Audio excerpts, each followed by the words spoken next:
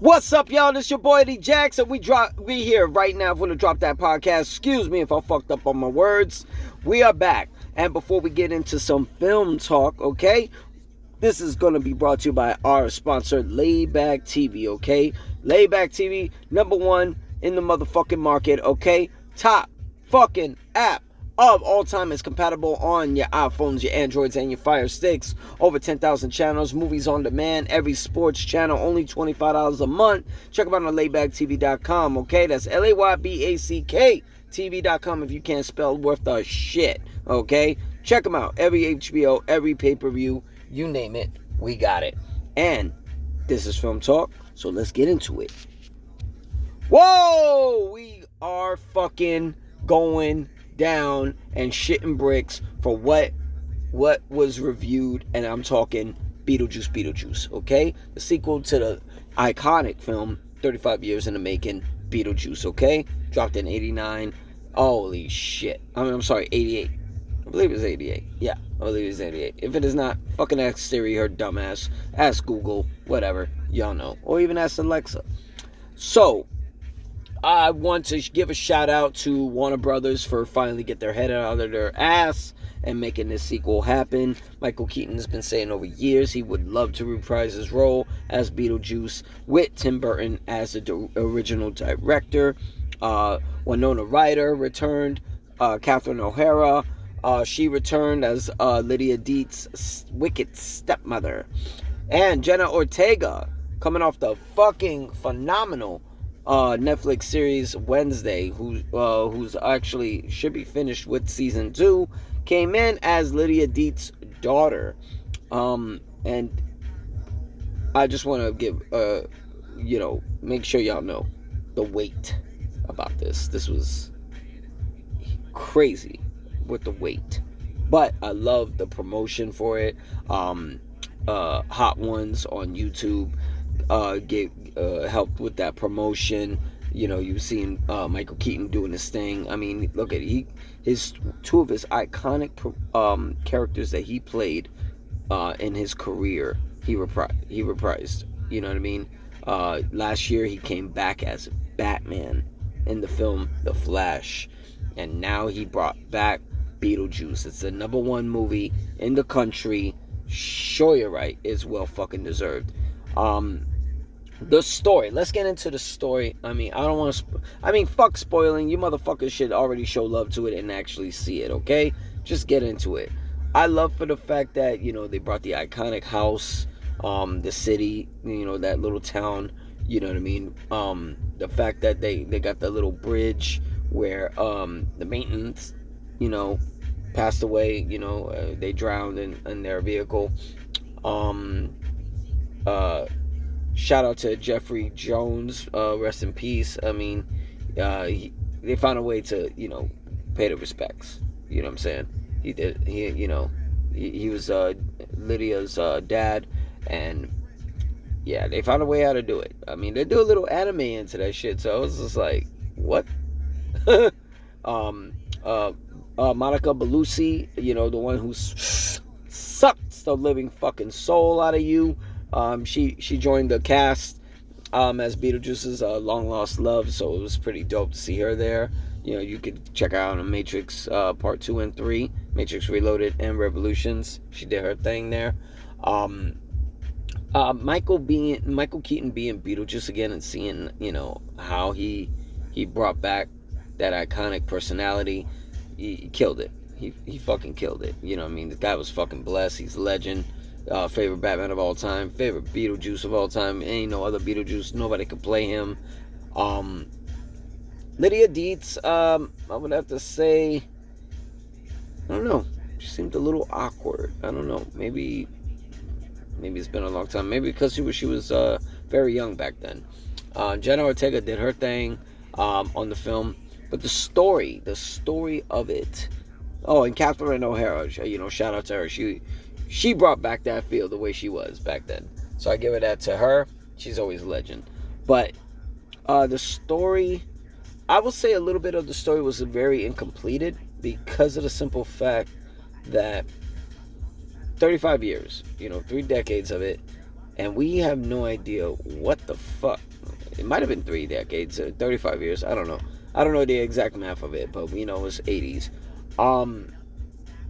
I don't understand what the fuck happened. I mean, you got Beetlejuice looking like he was a fucking, he had a call center, a little agent or something like that. I don't fucking know. It was a little weird to me how it started, because we know where Beetlejuice first left off. Beetlejuice was in the fucking line ever since Sandworm fucking ate him or something like that. I don't even understand that part. Like, he was already dead. So it's like, how the fuck did he make it all the way back there, dead again? And what else? He had a fucking number that was gonna make him wait forever to get seen by his caseworker, and fucking Voodoo Master literally shrank his head. So it was, I don't know, it was a little weird how it started. Like how it started, I'm not sure, but it was entertaining. Michael was literally fucking just killing it with the comedy, the cleverness. I don't know. It didn't have that mystique of part one. Part one had a very mystique to it. You didn't know what was coming. You know what I mean? You didn't know the curse that was coming. I mean, my favorite iconic line from the film is when he, "You messing with the professional here!" Kicks that goddamn tree in the model. Nice fucking model! Grabbing his nuts. I swear that's the most iconic fucking scene in the entire movie. I don't know. It just seemed a little different, this one. I don't know. Maybe it was because they made it kid-friendly, or like, catch with the times. We got smartphones. Back then, we didn't have smartphones. We had landlines. So, I don't know. Maybe it was something different. I don't know. So maybe they were trying something. This is how we would do the movie with a bigger budget in this era. Because they didn't know what they had back then. They didn't know they had a fucking iconic cult classic. And most of the time, all these cult classics, they don't know they had. Movies like The Crow with Brandon Lee, or the Hype Williams film Belly with DMX and Nas and T-Boz and Method Man. You know what I mean? Al Pacino with Scarface. Nobody knows what they fucking had and how it was gonna age over the years. Like, nobody knew. So they didn't know Beetlejuice was gonna do this, but it did it. Now, with that being said, something tells me we're gonna see a part 3. How do you not? How do you not do a part 3 after everything that just everything that occurred? Number 1 in box office. You're outselling the first film. Warner Brothers, they knew what they had when they did this. So why will you not do it? Not to mention, everybody has been calling it Beetlejuice 2 before it was officially announced the name of the film. It's Beetlejuice. We know he has to get his name said 3 times.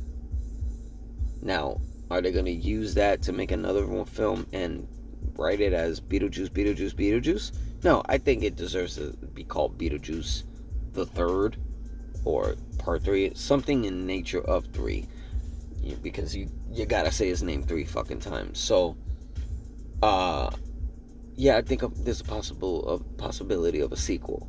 Why not? No one died, and there was they look like it must be some continuation. I do hate the fact that Bob died.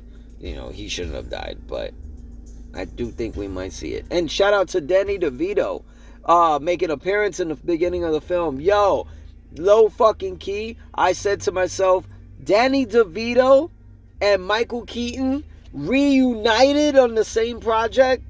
If you don't remember, Batman Returns. Keaton was Batman. Danny DeVito was the Penguin.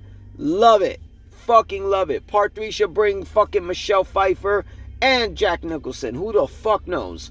Bring them all. I hope Jack is still alive. I don't know. He might be a little older. But Michael Keaton, Michelle Pfeiffer is still doing her thing. She's at Marvel. I think we should see it. But I give the movie 8.5 stars out of 10. Legendary. Shout out to everybody, the cast, the crew, the production.